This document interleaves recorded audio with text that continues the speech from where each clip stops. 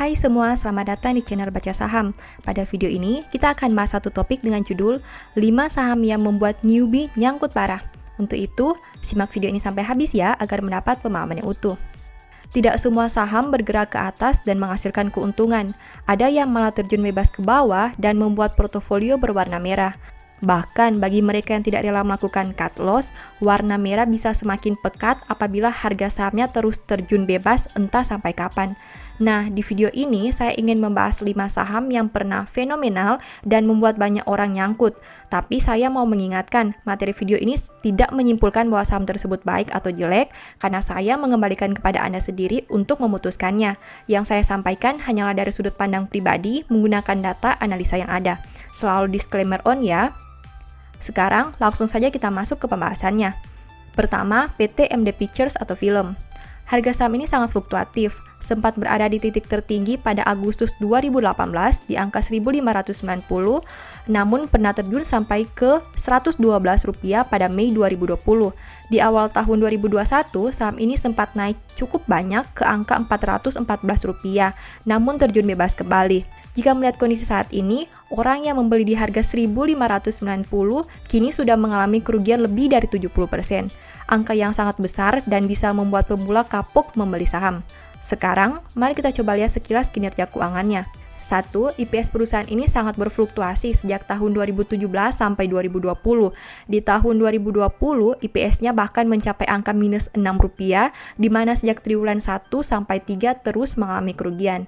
2. Saham film mencatat kerugian sampai triwulan 3 2020 dengan angka minus Rp44,66 miliar. Ketiga, valuasi saham ini termasuk tinggi dengan PER minus 45,05 kali yang disebabkan karena kerugian dan PBV 2,01 kali. Keempat, akibat kerugian yang dialami, rasio keuangannya juga banyak yang minus, baik itu NPM, ROE, ROA, dan lain sebagainya. 5. Film mempunyai rasio debt to equity yang sangat rendah, yaitu 1,09%. Di samping itu mempunyai cash ratio yang bahkan mencapai 1.178%. Berdasarkan analisa sekilas, Mimin pribadi tidak tertarik dengan saham ini karena banyak hal minus yang didapati dibandingkan kelebihannya. Jika Anda ingin membeli saham ini, selalu pertimbangkan risiko yang siap dihadapi di kemudian hari. Kedua, PT Kimia Farma atau KF. Harga saham KF awalnya cenderung bergerak di angka 2000-an, namun pada Februari 2020 terjun bebas hingga ke angka 540. Uniknya, beberapa waktu kemudian saham ini terbang dan menyentuh angka Rp7.575 pada Januari 2021. Tapi hal tersebut tidak berlangsung lama karena di awal Februari, KF mengalami beberapa kali auto reject bawah sehingga berada di angka 3.000-an. Jika melihat kondisi saat ini, orang yang membeli di harga 7.000-an kini sudah mengalami kerugian lebih dari 50%. Berarti portofolionya sudah berkurang lebih dari setengah jika masih disimpan sampai saat ini. Sekarang, mari kita coba lihat sekilas kinerja keuangannya. Pertama, IPS perusahaan ini sangat berfluktuasi sejak tahun 2017 sampai 2020. Di tahun 2020, IPS-nya masih mencatat kinerja positif di angka Rp9. Menurut saya, angka ini termasuk rendah jika mempertimbangkan banyaknya sentimen positif di industri farmasi di tahun 2020. Kedua, saham KF mencatat keuntungan sampai triwulan 3 2020 dengan angka Rp37,20 miliar. Ketiga, valuasi saham ini termasuk tinggi dengan PER 365,06 kali dan PBV 2,66 kali. Keempat, rasio keuangannya juga termasuk rendah dengan NPM yang hanya 0,53% dan ROE 0,73%. Kelima, KF mempunyai rasio debt to equity yang tinggi, yaitu 158,20%. Di samping itu mempunyai cash ratio yang rendah di angka 10,27%. Berdasarkan analisa sekilas, Mimin pribadi tidak tertarik dengan saham ini karena cenderung berfluktuasi dari sisi kinerja keuangannya. Jika Anda ingin membeli saham ini, selalu pertimbangkan risiko yang siap dihadapi di kemudian hari. Ketiga, PT Bank Syariah Indonesia atau BRIS. Harga saham BRIS awalnya cenderung bergerak di angka 500-an, namun pada Maret 2020 terjun bebas hingga ke angka Rp135. Uniknya, beberapa waktu kemudian saham ini terbang dan menyentuh angka 3.980 pada Januari 2021. Tapi hal tersebut tidak berlangsung lama karena di awal Februari, BRIS tiba-tiba dibanting dan hanya berada di angka 2000-an saja. Jika melihat kondisi saat ini, orang yang membeli di harga 3.980 kini sudah mengalami kerugian lebih dari 25%. Angka yang cukup besar jika melihat total portofolionya berkurang 1/4 dari modal yang dimiliki. Sekarang, mari kita coba lihat kinerja keuangannya. 1. IPS perusahaan ini relatif mengalami peningkatan sejak tahun 2017 sampai 2020. Di tahun 2020, IPS-nya masih mencatat kinerja positif di angka Rp26. Kedua, saham BRIS mencatat keuntungan sampai triwulan 3 2020 dengan angka Rp190,58 miliar. Ketiga, valuasi saham ini termasuk tinggi dengan PER 102,47 kali dan PBV 4,92 kali. Keempat, rasio keuangannya bisa dikatakan cukup rendah dengan NPM 9,85% dan ROE 4,80%. Berdasarkan analisa sekilas, secara umum saham BRIS bisa dikatakan menarik. Hanya saja dengan valuasi yang sudah sangat tinggi seperti ini, membuat Mimin menghindarinya. Tapi, jika Anda ingin membeli saham ini, selalu pertimbangkan resiko yang siap dihadapi di kemudian hari. Keempat, PT Aneka Tambang atau Antam. Harga saham Antam awalnya cenderung bergerak di angka 800-an, namun pada Maret 2020 terjun bebas hingga ke angka Rp338. Uniknya, beberapa waktu kemudian saham ini terbang dan menyentuh angka 3.440 pada Januari 2021. Tapi hal tersebut tidak berlangsung lama karena di awal Februari, Antam tiba-tiba dibanting dan hanya berada di angka 2000-an saja. Jika melihat kondisi saat ini, orang yang membeli di harga 3.440 kini sudah mengalami kerugian lebih dari 25%. Angka yang cukup besar jika melihat total portofolionya berkurang 1/4 dari modal yang dimiliki. Sekarang, mari kita coba lihat kinerja keuangannya. Pertama, IPS perusahaan ini relatif mengalami peningkatan sejak tahun 2017 sampai 2020. Di tahun 2020, IPS-nya masih mencatat kinerja positif di angka Rp46.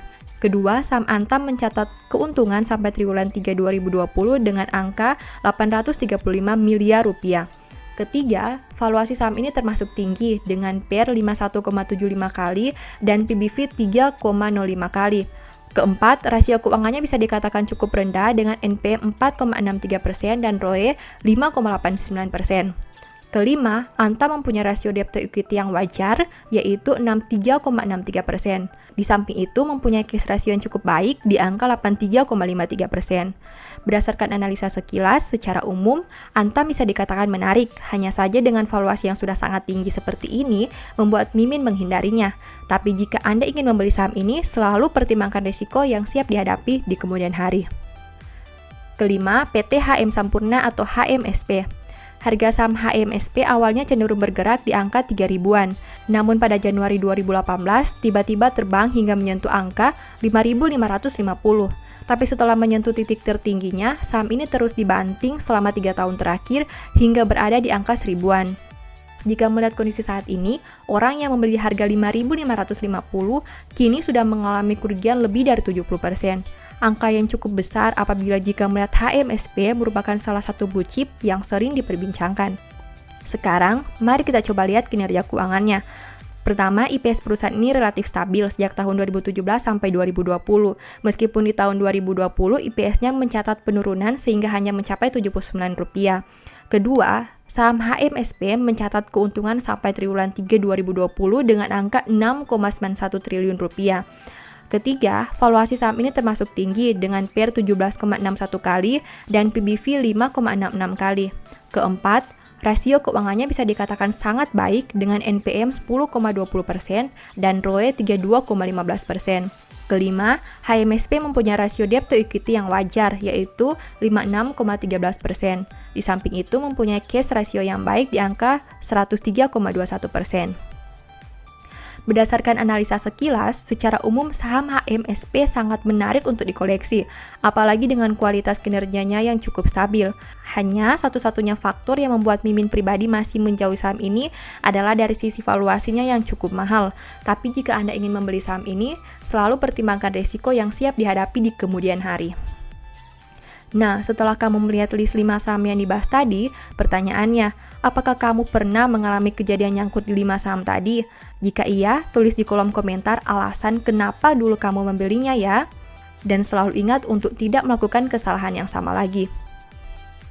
Di akhir video ini, saya mau menyampaikan bahwa Baca Saham mempunyai 2 e-book saham yang mungkin saja berguna bagi kamu. Pertama, The Stock Market, di mana berisi panduan bagaimana menganalisa fundamental dan laporan keuangan perusahaan dengan akurat, menentukan harga beli dan jual yang tepat, serta money management dalam membeli saham. Kedua, Analyst Report, di mana merupakan e-book 3 bulanan yang ditulis berdasarkan laporan keuangan perusahaan yang terupdate, memuat berbagai informasi mendetail mengenai fundamental dan kinerja perusahaan, baik itu informasi umum, anak usaha, manajemen, sekilas perusahaan, beda laporan keuangan, analisa neraca dan laba rugi, dan sampai menentukan harga beli dan jual yang ideal. Singkatnya, stock market merupakan cara bagaimana menganalisa, dan analysis report merupakan hasil analisa yang sudah Mimin lakukan. Apabila ingin melakukan pembelian, silakan DM saja di Instagram @bacasaham ya. Sebagai penutup, saya mau mengutip satu statement yang semoga bisa menjadi semangat bagi teman-teman. Siapa mengejar kebenaran dan kasih akan memperoleh kehidupan, kebenaran, dan kehormatan. Thank you.